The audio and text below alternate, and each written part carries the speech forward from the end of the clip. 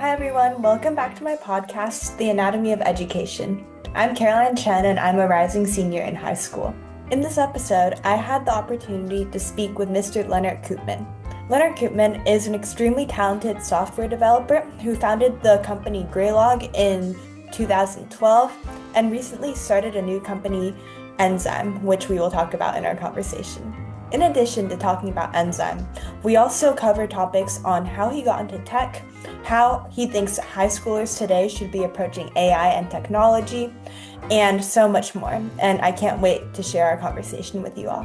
I hope you guys enjoy. Thank you so much for spending the time to come and talk with me. I really appreciate it. It's my first time ever doing this, so All right, all hopefully we right. can pull it off. This was very professional so far, so I guess good job.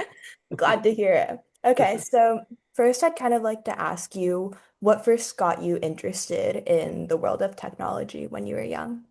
Yeah. God, I was born in 1988, and I always thought that I was still pretty young, and then it kind of sneaks up on you, and then when you start to suddenly kind of you run into high schoolers and you figure out, oh my God, these people are young. I'm no longer young. So I was born in 1988. And then when you start to kind of calculate back like 2026 to 1988, going back the same time from 1988, the same amount of years back, that makes you feel really old suddenly. But so I was basically, God, my memory starts, I guess, in the early 90s somewhere. And I thought about this. This was probably one of the questions I thought about the most because I really never thought about that. So I think that's a fantastic question. The absolute first thing that came to mind was Legos. Are you familiar with Legos over here in the US? You are, right? Okay. So I grew up in Germany, and that was kind of the thing that all boys got when they were old enough to play with these small plastic parts. And so I was always building stuff myself. You could get these pre-built model kits, and then you would build whatever. You would follow an instruction and then build that, or you could go and you could just get a giant box of Legos and build whatever you wanted. And I was always the one who wanted to build whatever and not follow instructions. And kind of thinking about that, I feel like that was really my first step into technology and what I'm doing today, because that is very similar. If you start a new software project that is a little larger than something really small, it's basically the same thing. You're creating your own world with your own rules in a way. You still have to follow physics and electronics, but everything else you shape yourself. And so I feel like that's really where it started. And then also, my grandfather was a carpenter. My other grandfather was a blacksmith and was really into cars and engines and things like that. So I was always surrounded by that. And so I think it was a very natural path. And then in 1994, I think, I was lucky enough that my parents were able to afford a computer. And so that's when it really took off for me, because now I didn't have to get new Legos for Christmas. I could just, with a keyboard and a mouse and a monitor, I could basically start to create these worlds myself. And I think that was my start. That was probably my start, I would say. Yeah. Mhm. Yeah, thank you. And I remember you just mentioned that you had parents that were like blacksmiths or Mhm, like people in like the more technology of the time. And mhm. kind of building off that question, like what was the internet like when you were our age in high school and like similar to the people in your life? How did it shape your curiosity or career path? Yeah. So I recently read that I was basically the last generation that had a childhood without internet for most of us. So I think I got internet access fairly early, and I must have been maybe 12 years old or so. That was pretty early. I think most people around me were a few years later. So probably in high school, like 14, 15, 16 years old. And so I grew up in a world where computers were not internet connected. You had to go to the library and get a book that would describe the piece of software you were installing, or get help with a programming language. And even after that, the internet was very slow, right? I think you are all used to just like you click a button and you get whatever giant file immediately, right? You can just swipe through your Instagram and it's just coming and coming and coming and coming. I remember a time when you waited for the website to load, and those were not very complex websites. So I think it was different, as in it was a much smaller audience. You were not, there was no social media, so you would go online, you would literally dial online, and everyone who was there who you would talk to were your friends that you already knew. You were on like these messengers where you had to manually add people, you had to know their messenger number, and you would have like, I don't know, I probably had like 20, 25, 30 people in my friends list, and they were literal friends, people that I would hang out in school in the morning, and then in Germany you get off school after lunch. So in the afternoon, they would all be there. There was much less of this things that we now know from Twitter, from Instagram, where the entire goal of these platforms is to connect you to more people, and you are basically you're being shown 90% of the stuff that you see is people that you've never met before, and you don't even know if they're people. So I think the big difference was that for me and for my friends, it was pretty clear who was on the other side, and it was a very, very limited, small group. And also, whatever you said was like saying that into somebody's face, because you knew these people. You would run into these people tomorrow, so you would behave a little differently online.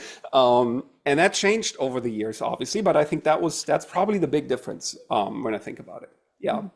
Yeah, that's so interesting. It sounds like a much safer place than it is It now. Like, it was simply because, yeah, it's like that was like your friends down the street, you know. mhm. So there was not much of a different interaction. It was actually, I feel like that was really the premise of the internet, was that it would connect me to my friends more.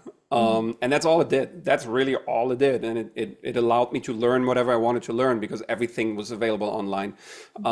It was before we introduced a lot of the risks I think that we're seeing today. Yeah. Yeah, for sure. Like I have a little brother and he's obsessed with playing Minecraft. I don't know if Uh-huh. you've heard of that video game.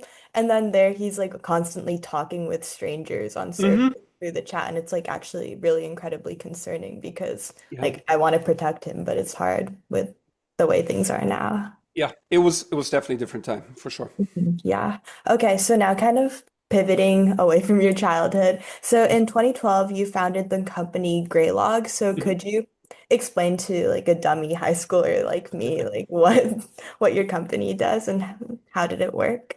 Yeah. So that was you're right. I started that company in like around 2012. I actually started it as an open source project earlier than that, even. That was in 2009. So I was 19 years old at that point. Open source basically means that the source code is available online. Everyone can download it, everyone can use it. You don't need to pay for it, and you get a lot of rights with the software, as in you can modify it, and then you could give it a new name and sell it if you wanted to. So it's a very free, people say free as in free speech and not free as in free coffee, for example, meaning that you also get a lot of rights and it's not just for free and doesn't cost money. Started like that because that was really the only type of software that I knew at that point. I was already doing a lot of programming, obviously, a lot of IT stuff, and most of that software was open source. So it was pretty obvious for me to do the same thing. Basically, what Graylog, my company back then, was doing. All of your devices, your laptop, your phones, the servers they connect to, they are constantly generating what's called a log message. So they take a little timestamp. They say at this exact microsecond, I performed the following action with the following result. That could be Caroline opened this website and I was the server serving that website. So I make this log entry. Literally, it says she or this IP address opened this website. It took me this long. These were the timings involved. And this was the response code that I rendered. That stuff is pretty important for security and for debugging. So if you have any issues on the website that you're running, for example, on the servers that you're running, the devices that you're running, then you would look into these log messages. These need to go somewhere, and they can go to the disk locally, which means you have to dial into every server and look at these files with like literally a text editor or something like that. Or you can send them to a central place. And Graylog was the central place. So you would over the network send these log messages, and then you could log into Graylog and it would show you a summary of what's going on. You could search over it, filter it, visualize it, all of that stuff. So security, IT admins, developers, that was the three main groups of users of it. Wow. Yeah, that was a really good explanation. Like, I understand it a lot better now. And in the beginning, you mentioned how it was open source, right? So would you say the accessibility or like any other factors kind of impacted its success? And kind of building off of that, like, did you expect it to be as successful as it was?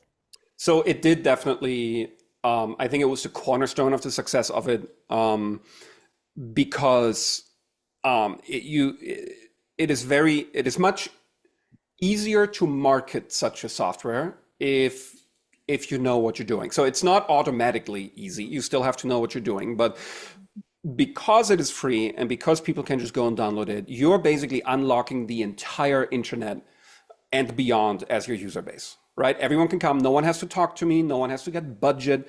No one has to figure out if they can afford it. No one has to go talk to a salesperson. They can just go and download it. The flip side of that, of course, is you still need to monetize it somehow. If everyone uses your software and they never pay you anything, that is the really hard part in this is what do you end up charging for? That could probably be a whole separate discussion, but it worked out for us in the end. It did definitely influence the success of it. And if you give people something for free, they are also usually willing to let you go to a user meetup, for example, where I remember going to San Francisco a lot and just showing it to a bunch of people that were like after work, just getting together and ordering some pizza and just looking at some software together. You can show up there if you're not from a for-profit company and you're just like, hey, I got this stuff for free. You want to try it out? That makes it much easier. And I did not expect it to be anywhere near that level of success. I really expected it to that I would only be using it ever. And then I also made it open source in case someone's interested. And then before you know it, there's thousands of people running it. Yeah, so it was definitely a surprise. I had not planned for that. Wow, that's so cool. Yeah, it's crazy how sometimes like the small things in life that you don't realize are that big end up growing so fast. That's true. Yeah. Mhm. Okay, and then kind of pivoting again, in January of 2023, you founded Enzyme. And Mhm. again, could you possibly explain what Enzyme does, like in Yeah. terms of like a non-tech savvy high Ab- schooler? Like, Absolutely. So it's cybersecurity. It is technically cyber physical security. So what that means is it is trying to protect physical locations and assets. Usually cybersecurity means you're trying to protect a server somewhere on the internet, maybe somebody's laptop, phone, mailbox, something like that, right? Enzyme is looking at things that are in physical proximity. So let's say you have a very determined nation state sponsored attacker. So someone from a very developed nation, maybe a intelligence service of such a nation that is trying to get to a very, very important piece of information. They will usually try to get to that remotely because it's very low risk and because it is it's usually fairly easy to do, which means they will go over the internet to get to that information, what we usually consider hacking, right? If that does not succeed and they're not successful in doing that, they may, under certain circumstances, resort to going to the location where the information is in person, and showing up there and trying to get into a wireless network, for example, trying to use Bluetooth, trying to maybe physically break in and take a device from a location.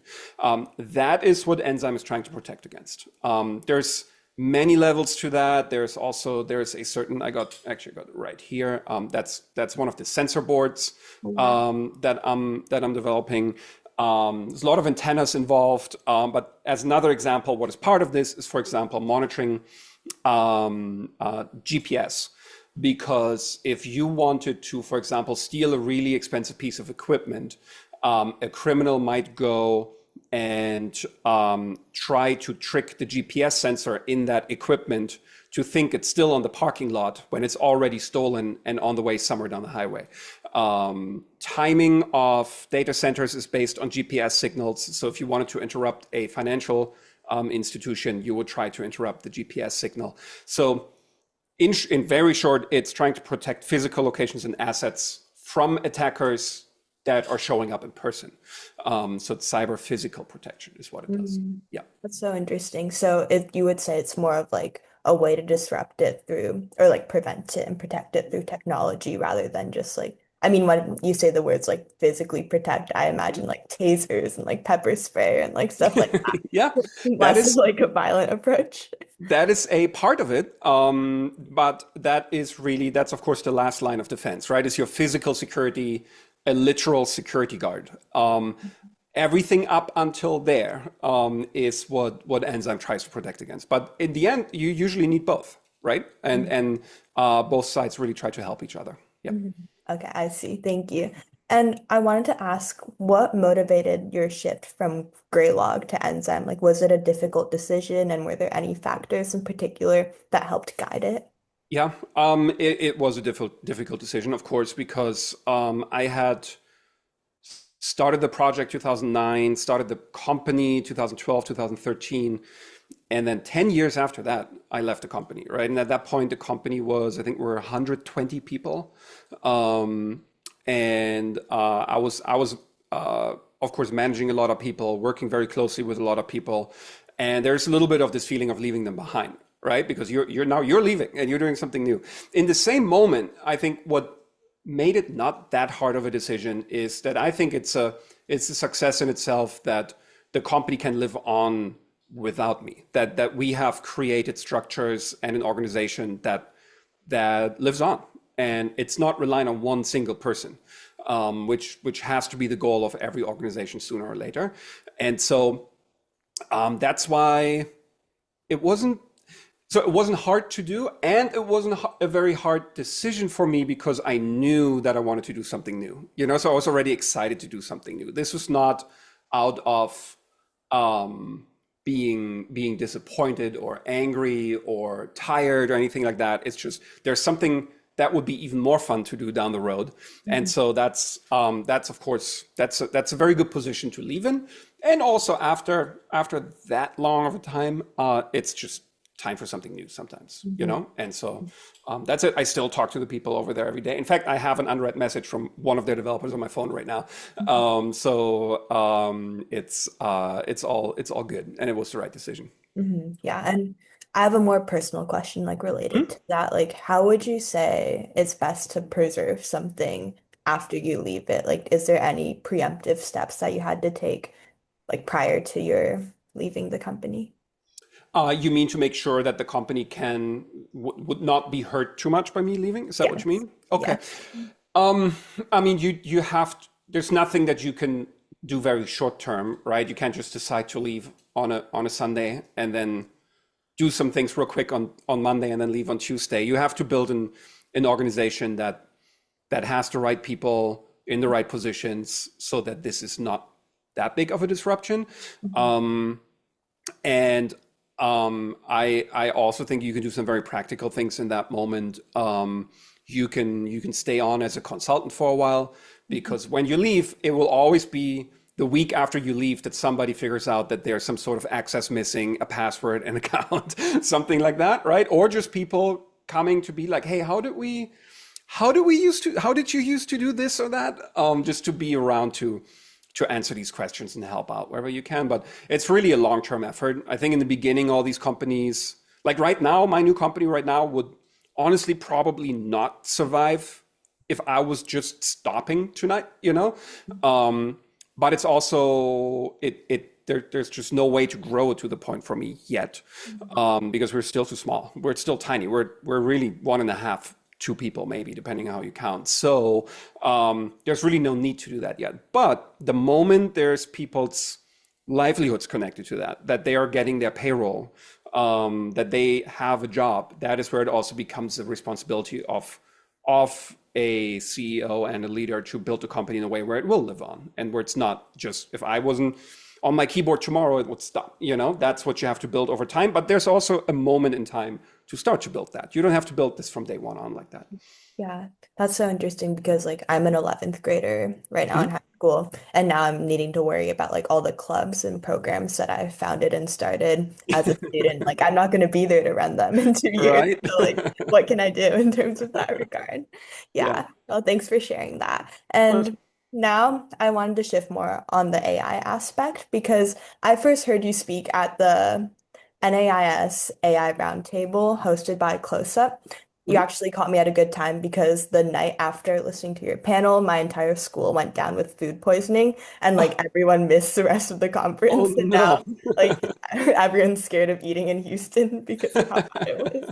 So yeah, I'm really grateful though that I was able to listen to you talk because I remember when I was sitting there like someone asked, "Oh, like how do you see AI disrupting our lives?" And I remember that your perspective stood out as a bit more cautious compared to some of the others on the panel. For example, the professor, Dr. Dorothy Jang. Mhm. And I was wondering if you could possibly reiterate, like how would you describe your approach towards AI and its future today? Yep. It is, I think, a more careful approach, at least compared to my colleagues there on stage, because I have. So I think number one is I have nothing to sell when it comes to AI. I don't have an AI company. I'm not selling an AI-enabled product. So I can look at this from a very neutral way, I think. And then the second part is also that I am looking at this also with some experience working directly with venture capital and VCs and private equity, which is what I believe is currently fueling the AI growth that we're seeing. And so I am concerned that we are in a bubble, meaning that currently the value and the capabilities of the AI solutions that we're seeing out there are artificially propped up, meaning they're not as good as what certain people who have in Germany, you would say an iron in the fire in this. So someone who has something to sell is trying to make, I think, a lot of people to believe that this is better than it actually is. So I don't think, like when you hear, if you look at who is behind a lot of the big headlines that we're seeing about how AI is going to replace 50% of the workforce in 2 years, how companies are laying off a lot of people because of AI. If you look at where this is often coming from, it often comes from CEOs, investors, leadership of AI companies, because they want us to believe that. Because it's good for their business. And so I think this needs to be taken very, very nuanced. And especially if you then follow up and you see that, for example, Duolingo, the app you can use to learn new languages, they laid off a giant amount of their staff and said we're going to replace it with AI. They are now in the process of hiring them back already because that didn't really work. But this is, of course, a smaller headline than the one about, oh my God, it's happening. We're all losing our jobs, right? I do believe that there is value in AI. And I expect that we're going to see the classic hype cycle of a new technology pops up. It shows some promise. It gets propped up with a lot of money. And now the people who put the money into that need to make sure that they get a big return from that money. So they're creating this bubble and they're creating this artificially inflated value of it. And then they hope that they can sell it at the top of that. And then they don't really care what happens after that because they already made their money. What usually happens is that it will then crash into, I think, what was the term for it was the valley of disillusionment, I believe, where everyone is like, oh man, that was not it. And we see a lot of pullback on these things. And then it comes back out of that and it arrives at what its actual value is. I think that we're going to see that over the next few years. And I'm actually excited for that part of the actual value to show up because there clearly is value. But that's why I think, probably appearing a little more cautious because I have nothing to sell. I only see AI. I don't make any money with AI. Mhm. Yeah, that's so interesting because like right now you mentioned all the hype and like the bubble that's Mhm. around it. And as a high schooler, we've like gotten surrounded and caught up in all of this, both within our learning as well as when we have to consider our future and like what we're going to pursue. So, like, if you were in high school right now, how would you approach AI from both a learning and practical standpoint, as well as a future and like Yeah. looking ahead standpoint? So I thought about this because there's probably two parts to this. There's how would I have used it and how should I have used it. Because I was actually, and I'm not telling anyone to do that, but I was actually not a very good student. I was actually a pretty bad student. And I would have probably used it in the wrong way. But maybe that is actually part of how you should use it, or of my explanation of how you should use it. I think you should use it in a supporting way, as in, so I had to go to the library or I had to go to a teacher if I needed like a specific book, right? That got a little easier with the internet, but it was still just due to copyright and things. You couldn't just get any book and any knowledge. And so I think that if you are a high schooler today, you should use it as a supporting tool to get to very high quality information that is interactive, as in when you don't understand what you're reading, if you ask the AI a question, you ask, let's say, ChatGPT a question, it responds with something, that is what you could probably find in a book somewhere, right? The value is that you can get this answer very quick, first of all. The second very good part of it is you can directly interact with it and say, like, I didn't understand this, or that. Can you explain this to me in words that I will understand? Or can you give me an example? You know, that is, I think, where this becomes extremely powerful, because especially for me, I was not a very good student because I always needed to do things and then I would understand them. If I was just to read a math book, none of this would make a lot of sense to me until I actually solve a problem with that equation, with that math knowledge, and then it all clicks, and then I get it. So I think it would have been very powerful for me to take this math book, put it into ChatGPT, and say, explain to me why this does that, and when I would ever use that. And it would probably have a pretty good, or it could probably generate an example for me that I could just do, and then I would probably start to understand it. That is, I think, where it gets very, very powerful, and that is how I think if I had a high school kid right now, I would probably tell my son and my daughter that that's how they should use it. But the danger in that is that you still need to understand where the information is coming from. You need to basically, all the media literacy needs to become even stronger. As in, don't just trust what this thing says, right? How do you cross-confirm where it has that information from? How do you cross-confirm if that information can be trusted? You still need to do all of that. And I think that is up to the schools and the teachers to, and they should do that anyways, because you need to do that with anything on the internet or any book, really. From when is this book? Is this a book about physics from 1932? That probably changed, you know? Like, don't just, it might have been true then, but it's no longer. So you need to learn that anyways. I think it's just even more important for AI because it just says it with such an authority that it is designed to make you believe that is true and that is the only truth. So that is, I think, where teachers and schools need to be very careful to properly teach this very early on, because that part is not going to go away. No matter what happens with this bubble, that part's not going to go away. That's just the future of learning and information.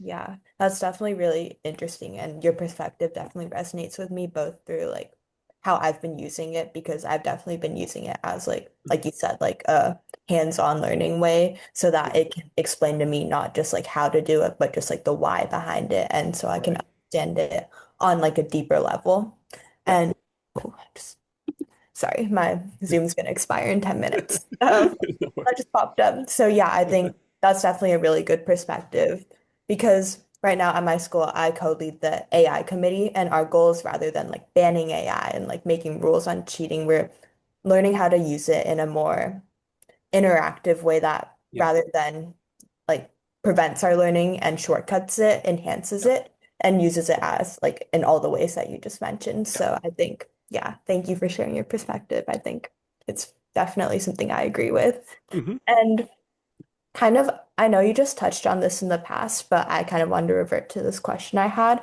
because I recently was listening to a podcast with Stuart Russell, who is, you've heard of him. Mhm. He's a very influential figure in the world of AI about kind of the long-term risks of AI, such as world domination and the dangers of superintelligence. And I wanted to ask you, how much do you agree or disagree or feel neutral with these concerns that he has expressed? Tell me a little bit about the concerns that you have read and that come to mind for you when you think about these concerns.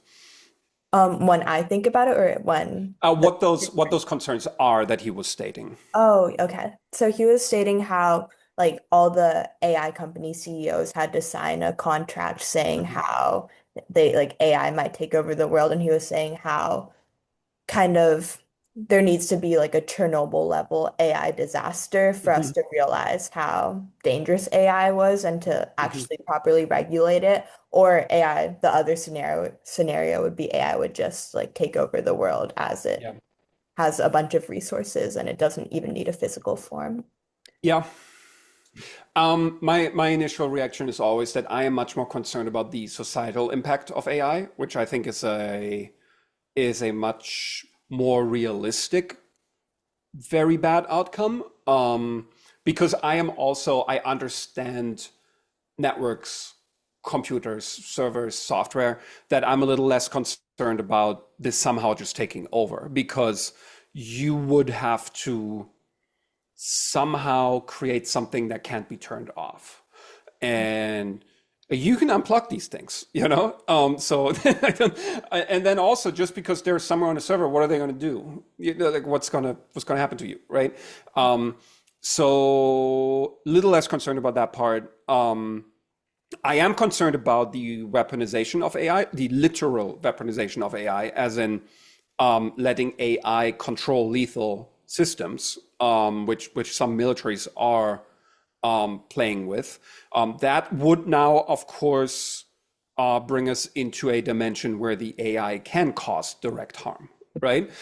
So there needs to be safety boundaries around that. I do believe that just like we have agreements against the proliferation of nuclear weapons, maybe we will need something like that for AI weapons as well in the future. I don't know.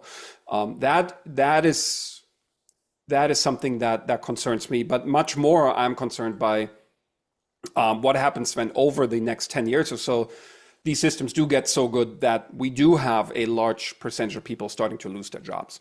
What does that do to us as a society, right? That is what I'm more concerned about. That's just not as flashy as imagining a robot with a weapon that is somehow mind controlled by an AI somewhere. I think that's the lesser risk for now, at least. Yeah. Okay. So kind of just reiterating what you said, it's more of like this more nuanced, like societal impacts Yeah, that impact our day-to-day lives of like many civilians rather than yeah, something big and like weaponizing and flashy is that's what yeah. you And what does that do to social nets, health insurance, pension funds when people just stop earning money suddenly, and a lot of them all at once, right? What does that do? That's what I'm more concerned about. Oh, I see. Okay. Yeah, thank you. And kind of I'm running out of time here. Zoom's giving me like a big countdown on how much I time I see it have too. left. It's 5 minutes and 30. Yeah. It's worrying me a little bit, but kind of just one final big question. Sure. So, what tools and skills would you say students should develop rather than just in terms of their education, but for the future where, like you just mentioned, like AI might play a major role in society? Yeah. Um, I think I'm always telling people to build something, especially young people. I was lucky that I accidentally built something that then became something. But it doesn't have to become something because you will, once you leave, the big difference from leaving school and leaving college is you're now you're now no longer guided by what to learn and then being tested on if you learned that. It is now you are your job now, no matter what the job is, your job is to create value. And I think the important word in there is to create. And that does not mean only like the highest paying jobs that are creating value. This goes down to every single paid job is being paid because it creates value somewhere, or it wouldn't be paid. So I think that I would start to incorporate AI as a learning tool, as a helpful tool on the side that answers your questions, that guides your project. Take that and build something. Not only will it be very satisfying because you will end up with something that you have built, but you will learn how to use this in the real world, because now you're not learning that to be able to answer a set of questions really well or to write an essay really well, but you will learn to do the entire life cycle of what you will be doing later in your life, which is to create some sort of value, either for yourself or for someone else, and being paid for that, or being able to sell the value that you just made directly because maybe you're an artist, a freelance software developer, or maybe a plumber. Yeah, I don't know. But I would say start to learn how to integrate AI into that. Because that is different than using it just as a learning tool and just how I would have used it in school. And I think that is probably, for the foreseeable future at least, how we will all be using AI. And I think that's where you can get a head start and not having to figure that out on your first day out of college. I think that is what I would, again, if I had kids, that's what I would tell them, is to start building something from very early on, which goes all the way back to my Lego example. That was building things, right? And so that is, I think, what a lot of the success that I've seen, I think I can always trace back to knowing how to build things and persevering and making it through the hard parts of building things. And I think if you can learn that as early as possible and integrate AI into it, you're probably set up for a pretty good life. Wow, that's really powerful. Yeah, thank you for sharing that. And kind of, I wanted to just follow up for a clarification. When you say using AI to build things, you wouldn't necessarily mean like the hard skills, like the coding or the like computer science. Would you say it's just utilizing something as easy to use as ChatGPT, or would you say it's something that's more technical? Um, I mean, I use ChatGPT for that, and it works pretty well. You could, of course, also go and maybe try to build your own AI model. That is not as hard anymore as people. You don't need a PhD for that. So even if you don't have that PhD quite yet, you could also go and just create an actual AI model, for example. These are Meta and Facebook make an open source model that you can adapt and create your own. You can run that on your computer if it has a half decent graphics card. That's another way. Maybe that's the perfect combination. Actually build something directly in the AI space and get very familiar with it, and then use an AI to help you do that. That's another thing, I think. Yeah. Wow. Okay. Got it. Thank you for the clarification. Well, we have 1 minute and 17 seconds left before people get kicked out of the call. I'm sorry, I didn't realize Zoom had this like cut No off problem. thing, but I wanted to just thank you again for. Thank you all so much for listening to my wonderful conversation with Mr. Lennart Koopmann. Again, a huge thank you to Lennart for taking the time to speak with me, and I will see you all next time.